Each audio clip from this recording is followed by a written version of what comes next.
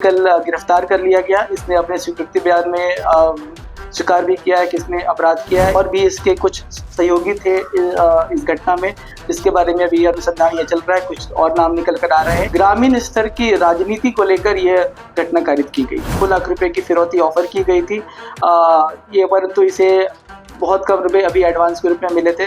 बाकी पैसे इसे मिलते इसके पहले ये पुलिस की गिरफ्त में आ गए। NBC 24 देख रहे हैं आप और मैं आप सबके साथ स्वीटी शर्मा। बिहार की राजधानी पटना के पिपरा थाना क्षेत्र में भारतीय जनता पार्टी के एक कार्यकर्ता की राजनीति के प्रति स्पर्धा के चलते सरेआम हत्या कर दी गई। पुलिस ने इस मामले में मुख्य अभियुक्त रतन कुमार को गिरफ्तार कर लिया है। उसने स्वीकार किया है कि हत्या के बदले उसे सुपारी मिली थी। 12 जुलाई की रात करीब 8 बजे 50 वर्षीय सुरेंद्र प्रसाद खेत में काम कर रहे थे, तभी अपराधियों ने उनके सिर में गोली मारकर उनकी हत्या कर दी।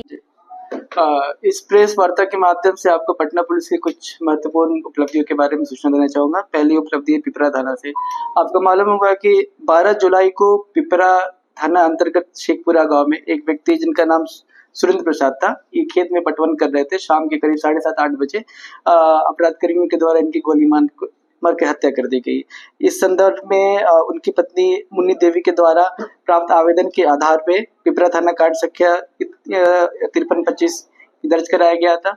कांड की गंभीरता को देखते हुए एक विशेष टीम का गठित किया गया था SDPO मसूरी 2 के नेतृत्व में।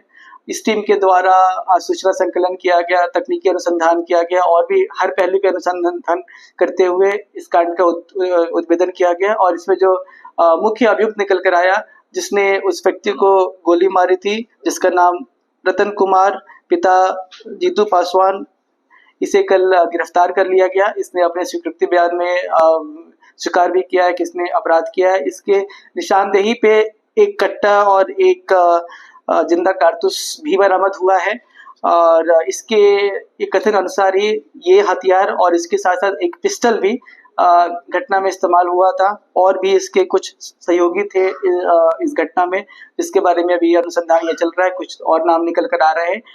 उनकी गिरफ्तारी के लिए भी हम रेड छापेमारी कर रहे हैं। और इस घटना का कारण इनके द्वारा बताया गया है कि ग्रामीण स्तर की राजनीति को लेकर यह घटना कारित की गई थी। स्टेटमेंट के अनुसार इसे 2 लाख रुपए की फिरौती ऑफर की गई थी ये, परंतु इसे बहुत कम रुपए अभी एडवांस के रूप में मिले थे। बाकी पैसे इसे मिलते इसके पहले ये पुलिस की गिरफ्त में आ गए। अभी इस बारे में यह नाम उजागर करना भी उचित नहीं होगा।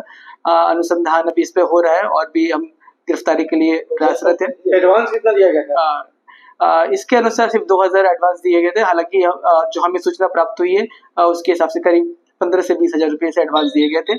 और ये घटना करने के बाद ये वैद्यनाथ धाम वगैरह निकल गया था और इसके वापस आने के साथ ही हम लोगों ने इसे अरेस्ट कर लिया। दर्शन करने के बाद गिरफ्तारी हुई है जी। अभी तक ये निकल कर आ रहा है। हालांकि इसके वहाँ बाबा धाम जाने के संदर्भ में कोई एविडेंस हमारे पास नहीं है, बट इसके स्टेटमेंट से और जो ये टाइम पीरियड है, इससे ये लगता भी है कि ये इस मामले में सच बोल रहा है। सर बोल रहे हैं कुछ जनप्रतिनिधि है क्या? अभी तक किसी जनप्रतिनिधि का डायरेक्ट रूप से तो नाम नहीं आया है। हालांकि विलेज लेवल के ग्रामीण स्तर की राजनीति को लेकर यह घटना कारित हुई है, यह स्पष्ट है। ये पहले भी जी, यह व्यक्ति ग्रामीण राजनीति से जुड़े हुए थे और काफी वोकल टाइप के थे। वो लोगों की बात सुनते थे, रखते थे, बाकी जनप्रतिनिधियों तक ये पहुंचाते थे, यह पता चला अनुसंधान में। बीजेपी नेता से क्या जुड़ा हुआ? जी, जो जैसा कि मैंने आप लोगों को पहले ही बताया था कि यह निकल कर आया था कि ये बीजेपी पार्टी के लिए जो मृतक है ये उसके कार्यकर्ता थे। हालांकि कोई ऑफिस होल्ड नहीं करते थे, बट ग्रामीण स्तर पे बीजेपी के लिए काम करते थे और उनके कार्यकर्ता आप बोल सकते हैं। मारने वाले का इतिहास भी है कुछ?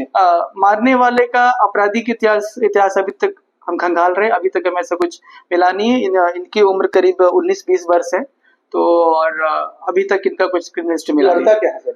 ये कुछ खास नहीं करते थे। ये उसी वहाँ पे एक किराए की दुकान पे किराए के मकान में अपने परिवार के साथ रहा करते थे।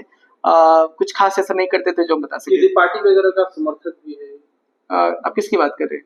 जो पकड़ा गया इस संदर्भ में कोई भी एविडेंस अभी नहीं है हमारे पास। पीड़ित की पत्नी मुन्नी देवी ने पिपरा थाना में तुरंत शिकायत दर्ज कराई। मामले में एफआईआर दर्ज कर पुलिस ने अनुसंधान शुरू किया। इसके बाद रतन कुमार को पटना के दीघा बाटा से गिरफ्तार किया गया है। उसे पिपरा थाना क्षेत्र में लाकर पूछताछ की गई। गिरफ्तारी के बाद रतन ने पुलिस को बताया कि गांव की आपसी राजनीतिक दुश्मनी के चलते उसे यह हत्या करने के लिए 2 लाख रुपए मिले थे। उसने यह भी कबूल किया कि हत्या में इस्तेमाल पिस्टल अभी उसके साथियों के पास है। पुलिस ने रतन कुमार से एक देशी कट्टा और जिंदा कारतूस बरामद किया।